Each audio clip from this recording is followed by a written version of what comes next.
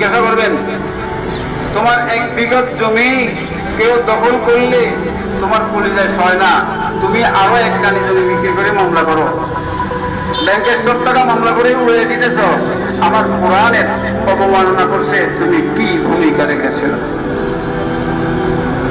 কথা ঠিক কিনা? কথা ঠিক কিনা? উত্তর হবে না। আল্লাহ জিজ্ঞাসা করবেন, জানা আমার চোখের সামনে কোন আলেম ওলামা যারা কোরআনওয়ালা এবং আল্লাহর কালাম, আল্লাহ রাসূল, কোন ওলামায়ে কেরামকে নিয়ে যদি কেউ কোনো কটূক্তি করে, আমি যদি সহ্য করে যাই, বুঝতে হবে আমার এখনো ঈমান পরিপূর্ণ হয় নাই। বুঝতে হবে আমার এখনো পরিপূর্ণ হয় নাই ঈমান। এখনো আমি পরিবারের রয়ে গেছি, আমি এখনো জমির রয়ে গেছি, আমি এখনো আল্লাহর হইতে পারি নাই। কথা ঠিক নেই?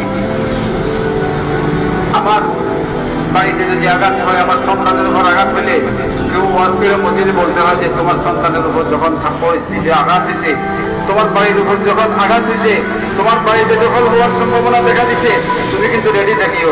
কোনো মসজিদের ইমামরা বয়ান করছে, বয়ান করছে, বয়ান করছে, তোমার সীমানা নিয়ে যখন ধাক্কাধাক্কি হবে, তুমি কোমর গামছা বেঁধে লাঠি চোটা নিয়ে রেডি থাকিও, বলছে ইমাম সাহেব। তারপরে আমরা পুরোপুরি রেডি, কেন জানেন? ওটা বুঝতে পারছি, ওটা বুঝতে অসুবিধা হয় নাই।